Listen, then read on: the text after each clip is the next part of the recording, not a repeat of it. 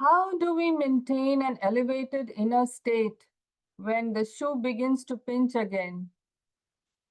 It may be possible to change a thought for a few moments. A meditation, affirmation, breathing practice, or energy method may help us feel calmer. But what happens when the same person, memory, or situation triggers us again? Have we transformed?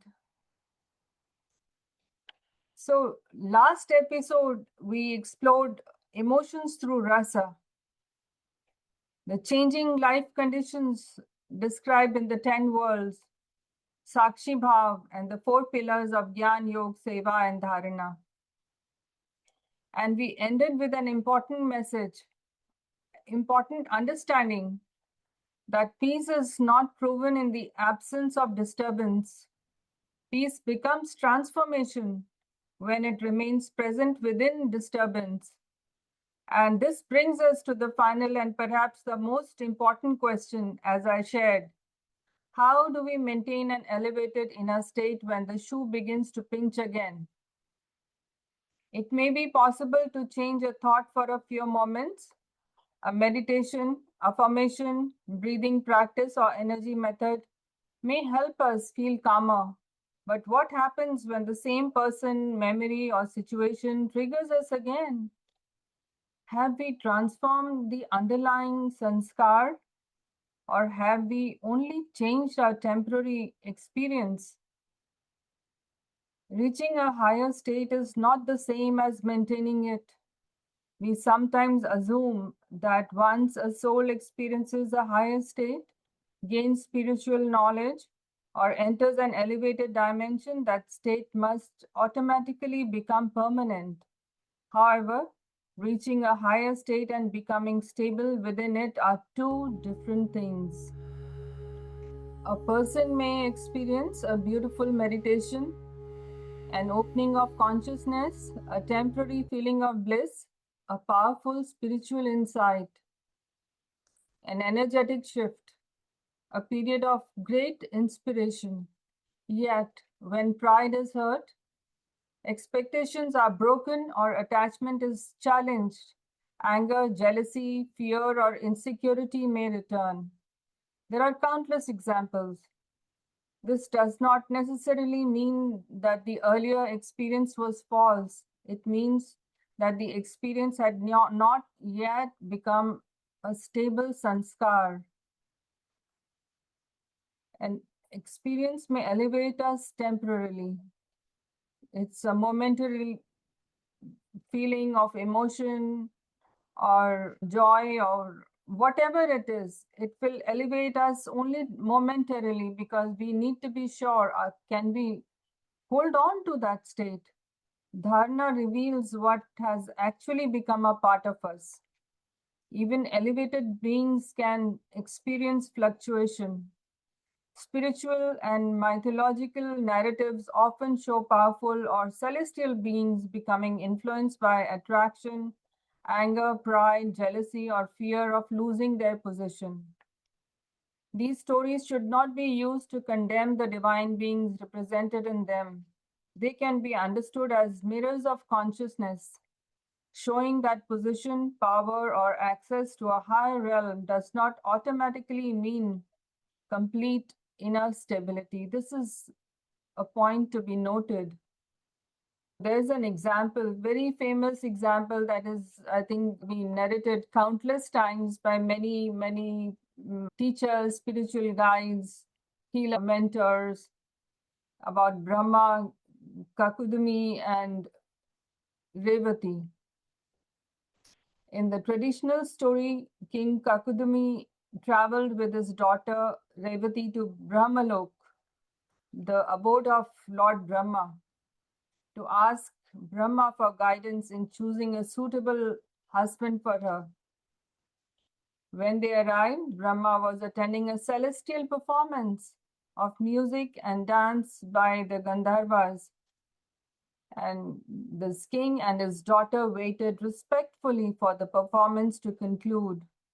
What appeared to be only a short wait in the Brahmaloka corresponded to an immense passage of time on earth. The story is primarily associated with the different movement or experience of time across dimensions, but it also gives us a point for reflection. And Bapuji Dashrath Bhai Patel has repeated this in his discourses many times. He has explained this story from many different angles, from the angles of how a person's mind can, from stability and being an enlightened person, it can totally transform within seconds. It's just a moment, it's just a thought. And about time dilation also, he has explained in his videos and his books. One must go and read his books. They are available in many different languages now.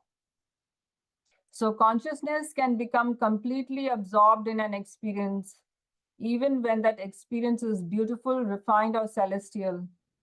The issue is not that music, dance, or beauty is wrong. Indian art and devotional traditions show us that music and beauty can elevate consciousness.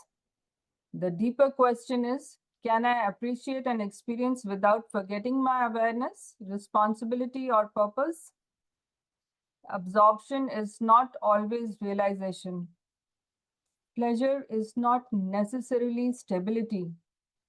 A beautiful experience is not automatically eternal truth. So there is the story of Indra and his feeling insecure because of his position as well. You know, he mightn't lose it. He might have to give up his title as a god. So many traditional accounts describe Indra as the king of the celestial beings, possessing extraordinary authority, prosperity, and pleasure. Yet these narratives also portray moments when Indra becomes angry, insecure, or afraid that a sage's meditation, tapasya, may threaten his position. The symbolic lesson is powerful. A person may possess a very high position and still live with the fear of losing it. When identity becomes dependent upon power, recognition, or superiority, even a small challenge can disturb the inner state. This is also visible in ordinary human life. An accomplished artist or singer may possess extraordinary talent, yet may become consumed by comparison or jealousy. A respected leader may become threatened by another person's success. In extreme cases, competition and wounded pride have contributed to violence. The problem is not talent, success, or position. The problem begins when consciousness becomes dependent upon them. Talent is not self-mastery. Success is not soul consciousness. Position is not permanent stability. These are matters that happen and go. They are like rain and the wind that comes and goes, the flower blossom season, the autumn, the spring, they will come and go. The higher we rise externally, the more important inner stability becomes. Thoughts influence our inner vibration. Every thought has a quality. A thought of compassion does not create the same inner experience as a thought of revenge. A thought of gratitude does not affect us in the same way as jealousy. A thought of courage creates a different direction from helplessness. This is often described spiritually as a change in our frequency or vibration. Here, frequency does not need to be treated as a measurable physical frequency. It can describe the quality and direction of consciousness expressed through our thoughts, feelings, words, and actions. A change in thought can influence our emotional state, our bodily tension, our breathing, our words and tone, our decisions, the energy we bring into relationships, the impressions we repeatedly strengthen. Therefore, changing a thought can help change our immediate state. But one consciously chosen thought may not permanently remove a deeply established sanskar, a deep impression. It cannot change that. and this we have discussed in our earlier videos also, these impressions are very deep. It is imperative that we understand and we distinguish between three levels. That is a temporary relief, I feel better now, repeated direction,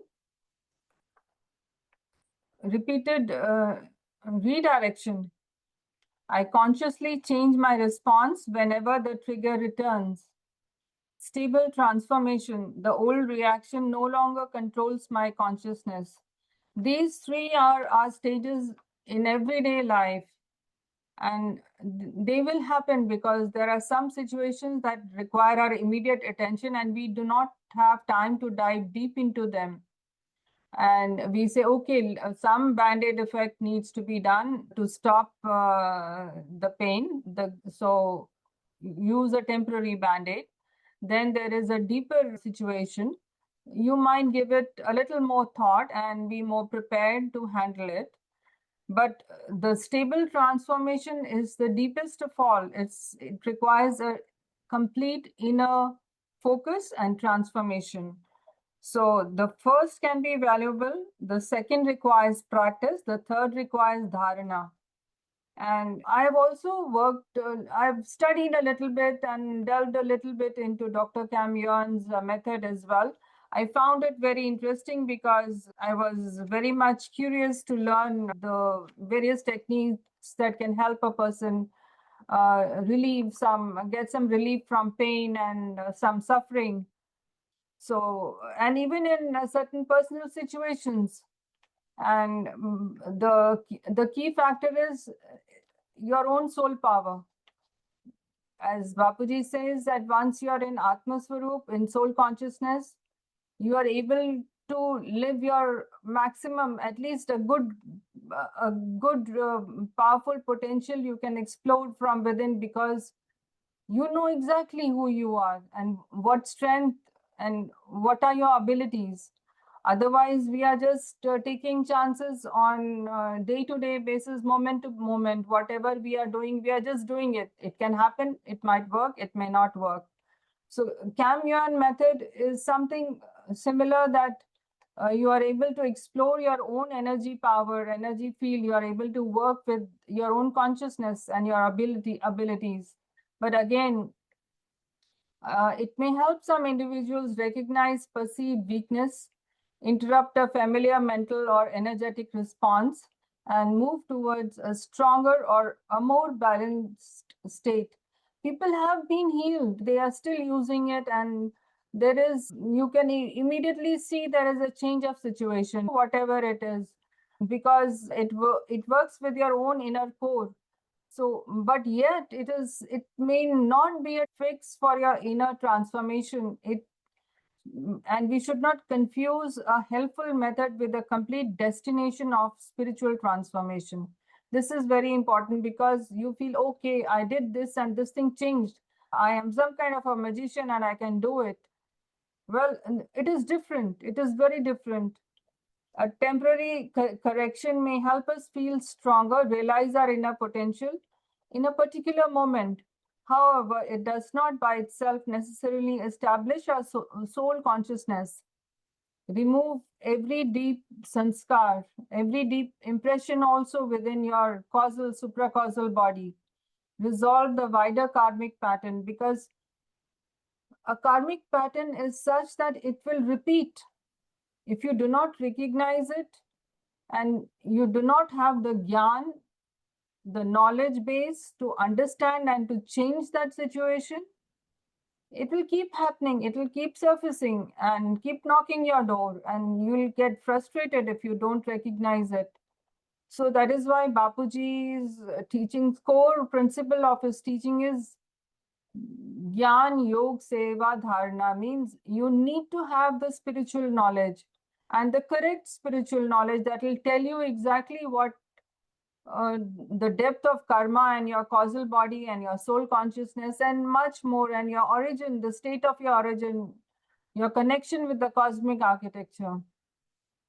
All that is needed. Yes, all that is needed for you to transform your life, without which it might you will be stuck again and again in a repeated karmic pattern because you do not know. You'll keep questioning, or you may not even question. You might be struggling to get some temporary relief all the time without giving it a thought that where is it really coming from. And so yoga is once you are gaining the knowledge, simultaneously you are practicing, you are meditating and going deep inside to connect with your true self and recognize, who am I really? Where have I come from? Who is my eternal father? If I am there, there is my father in the physical life. There is an eternal father too. So these are deeper questions that must be addressed. You must know them. You should soulfully know them. And then is your desire to spread the knowledge, that is seva, that is the purpose of your presence, is that you understand, you recognize, you work on yourself, and you spread the knowledge, that is seva.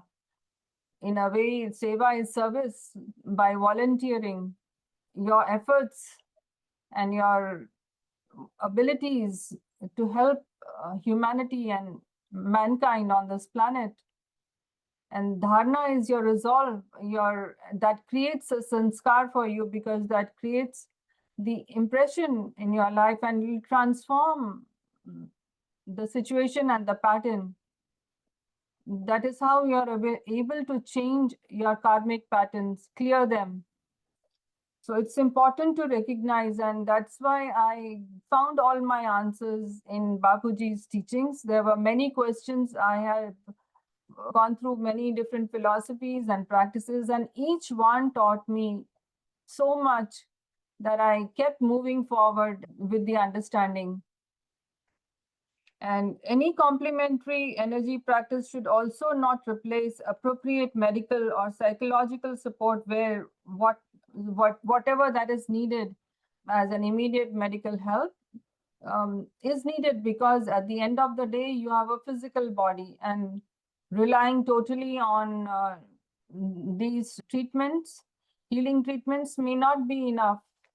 I believe in healing, definitely I believe in healing.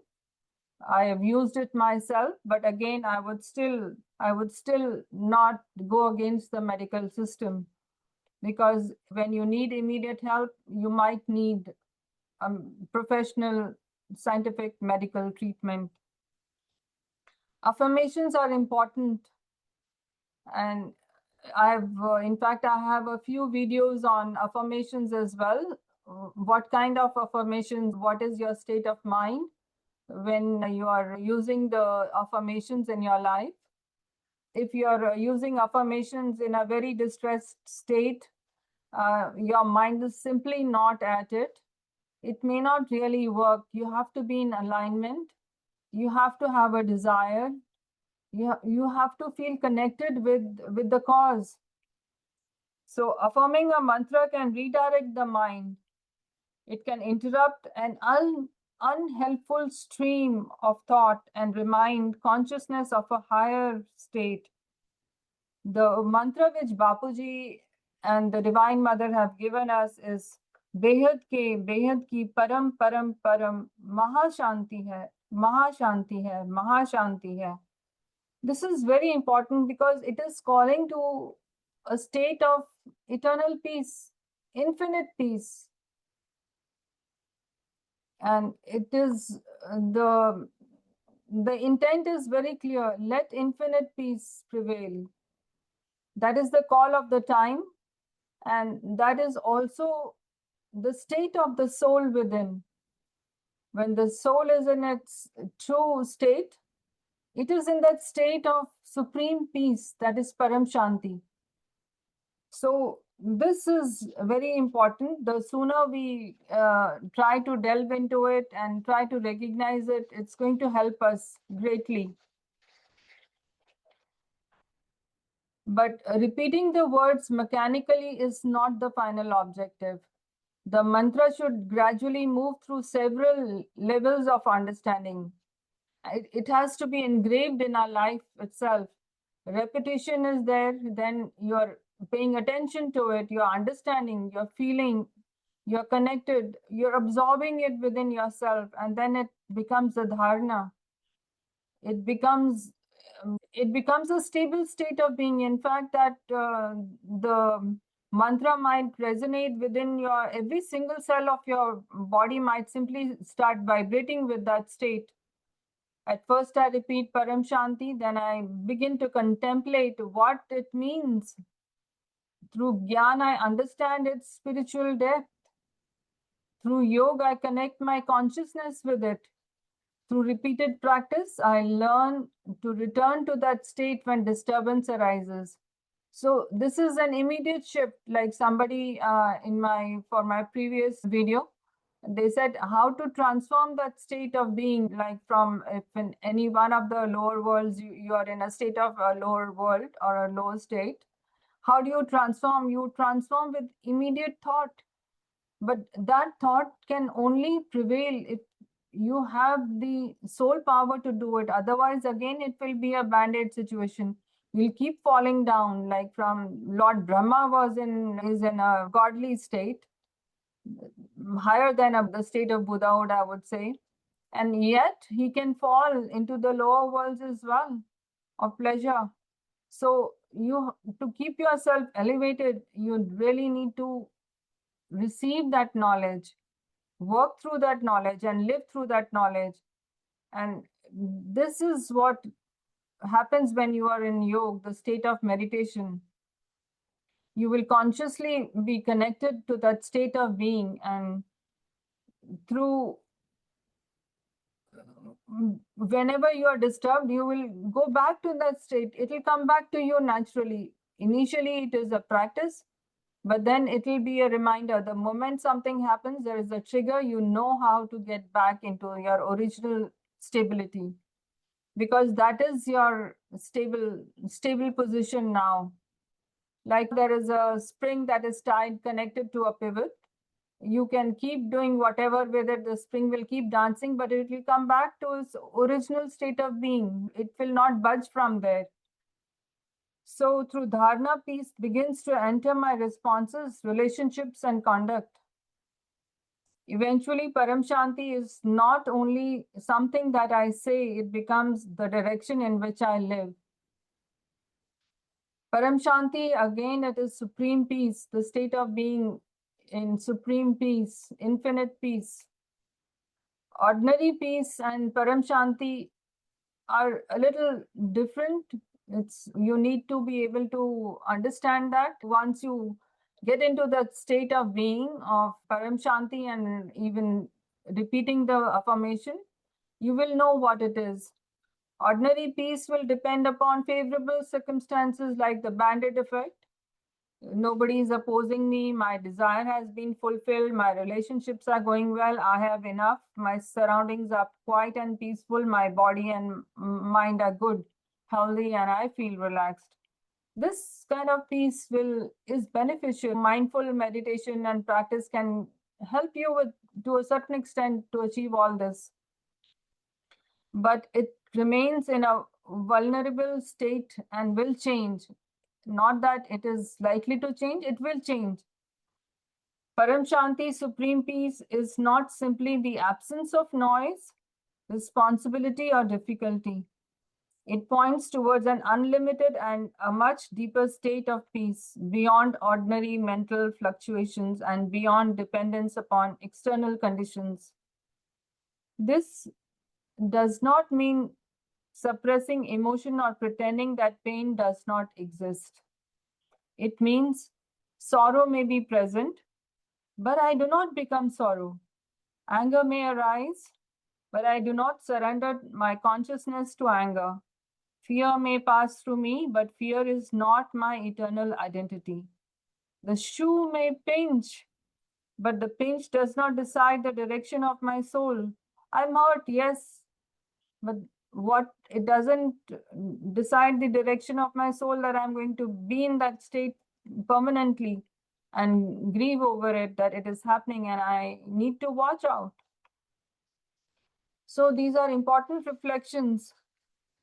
The real meaning of stability is that no thought or emotion, I would say, in fact, it does not mean that no thought or emotion is going to arise. Emotions will come, thoughts will appear. It's hard to stop thoughts. They come in thousands, and I don't remember the count. I remembered some time back, but I might put it in the description, find out and put it in the description. It means that we become increasingly able to recognize the disturbance sooner. You pause before reacting, observe the underlying weakness, withdraw energy from the repeated story, remember our soul identity, connect through yoga, that is spiritual meditation, meditative practice, not mindfulness. Choose a response aligned with Gyan, spiritual knowledge, deep spiritual knowledge. Maintain compassion without becoming attached. This is very important because people who walk this path could be empaths, and they will absorb other people's energy. And I've shared in another video as well. And Bapuji consistently reminds us that do not absorb other people's energy. You need to watch, be on guard, and how to protect yourself and understand how does energy play in your life. So important to recognize that. So do not live another person's story. Do not get involved with it. You are able to watch. Of course, it is painful to see a person suffering. You help, you talk. If you get involved with that pain, you may not be able to help that person. So keep away from that kind of compassion that pulls you inside that person's energetic field. Return to Paramshanti more naturally. Return to that stable state of being, of peace, supreme peace. Initially, it may take us several days, hours, months, can be depending upon your state of being and the reason why it has disturbed you. To recover from a disturbance, with practice, it may take a few hours. Later, perhaps only a few moments. I want to share, I'm putting myself in a vulnerable position, but I don't mind sharing it. A few years ago, something happened, and the incident was so disturbing that, and probably it came up for a reason too, because it forced me to reflect and go within. I really had to work on myself to keep myself away from pulling myself, going deeper in the well of that pain and emotional distress that I was going through. So things happen, situations happen. Eventually, the same trigger may no longer possess the power it once had. Once you are in that state of inner stability and being in the state of soul consciousness, or being in Atmaswarup, or being in the state of Paramshanti, even if you are working on yourself consistently, it will help you greatly. You will no longer repeat that pattern, because the moment it happens, trigger happens, you are able to bounce back. And this is the evidence that sanskar is changing. So we can understand the complete process of correction to transformation like this. The shoe pinches. I recognize the pain. A thought arises, means that I observe the quality. My vibration begins to change, and I pause before it becomes an automatic reaction. I identify the weakness. Is it attachment, fear, pride, jealousy, expectation, or possessiveness? Gyan gives us the understanding. I remember who I am and what the situation is teaching me. So let's reflect a little bit deeper and see where we are. Constantly remind, regularly, morning or evening, once a day, remind yourself to reflect in what state of being you are. So yoga or the spiritual meditation redirects consciousness, and I stop repeatedly feeding the painful mental story. The mantra reconnects me with Paramshanti. The words become attention, remembrance, and experience. Dharana changes my conduct. I respond differently. Something happens and your reaction will not be there. You may not react, you will respond. You'll take time and you will respond thoughtfully. And you will respond differently when the same pressure returns. Seva, the mindset, the attitude and approach to service expands consciousness. My transformation begins to benefit other souls. The new response becomes a sanskar. A higher state gradually becomes stable. This is how temporary correction can develop into transformation.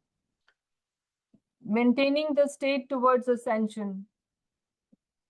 Ascension should not be understood merely as reaching a pleasant vibration or having an extraordinarily spiritual experience.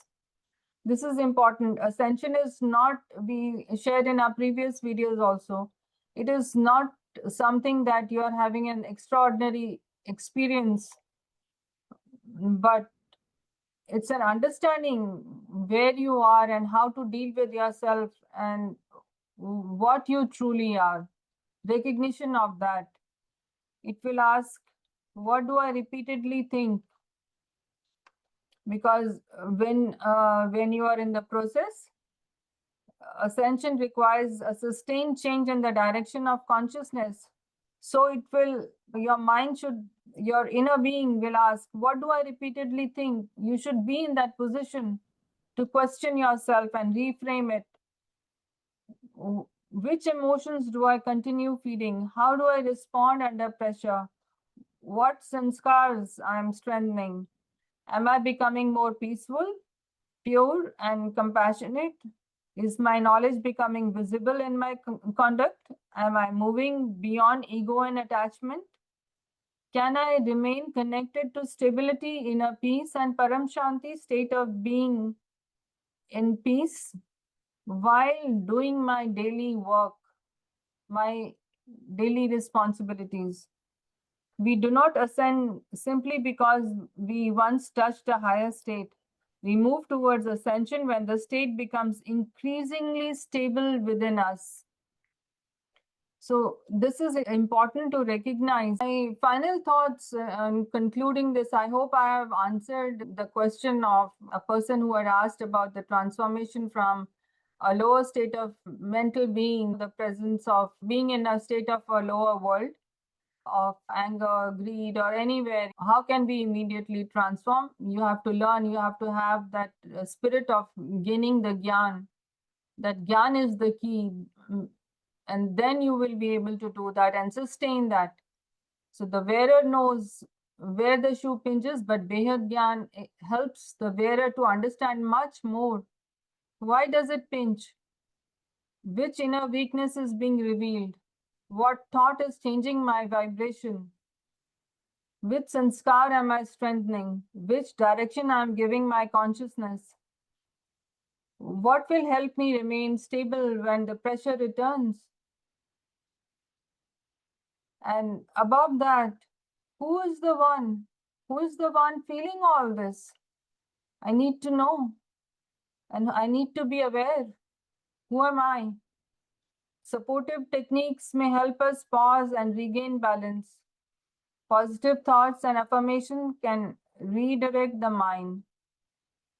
Methods, healing methods and techniques may be helpful for some people as a complementary means of shifting an immediate state. And by repeating those methods also, certain things could be permanently healed of the related to the physical well-being of the person, because you are regularly doing a practice on somebody and that is the physical healing that is taking place, or some kind of thoughts are being changed, but it is not leading to an inner transformation. So the permanent spiritual journey requires deeper transformation. It requires gyan. Once again, it requires yoga, it requires dharana, it requires seva and continuous awareness of the soul's eternal identity and destination, which you will only recognize once you know your origin, so you need to be aware of the cosmic architecture, the creators, the eternal Father, and how you came to be on this planet. Do not merely ask, how can I stop feeling this pain? Also ask, what is this pain revealing?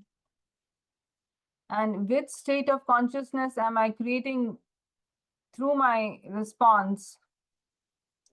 The shoe may continue to meet pressure as we walk through life. The pressure is going to happen, it's going to dwell, but it's going to be there, because if the shoe is pinching, the pain is there. Transformation is revealed when that pressure no longer takes control of our inner direction. It's the same thing like those people who are climbing those steep mountains, like where mountain peaks full of snow, deep cold, sub-zero temperatures, extreme weather conditions. Their bodies could even be stiff, no matter how hard they have practiced, how strong they are, but they sustain through that because they have taken control of their mind at that point of time. But this transformation is deeper. You are able to know and judge where you are and what is the quality of your soul as well.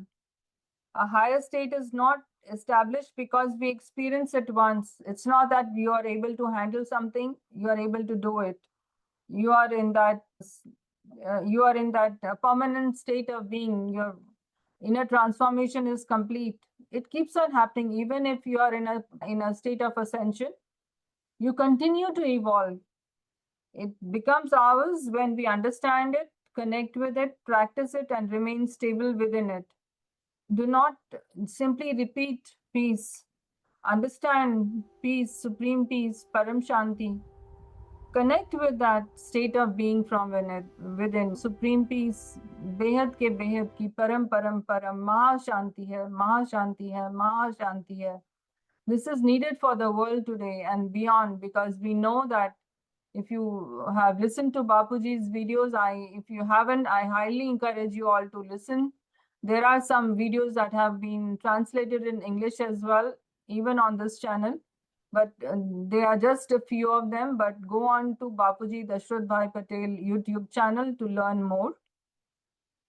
And you will be able to connect with that state of being in supreme peace, Paramshanti, and you will be able to embody that peace, because everyone needs this planet. Nothing else is required. Peace is something that is important, because everyone is at war with each other. So I hope you have liked the video, and I will meet you again. And if you have enjoyed the video, please do like and subscribe to my channel and share it with your friends. It will help me reach a wider audience and spread my sincere message of global peace and happiness. Do maintain peace within, even though there is disturbance outside. Work on yourself. Don't be resilient. Be determined to go through the transformation process. I am sure when you practice Paramshanti, you will feel that blissful state. So I will conclude. बेहद की परम परम परम महाशांति है, महाशांति है, महाशांति है.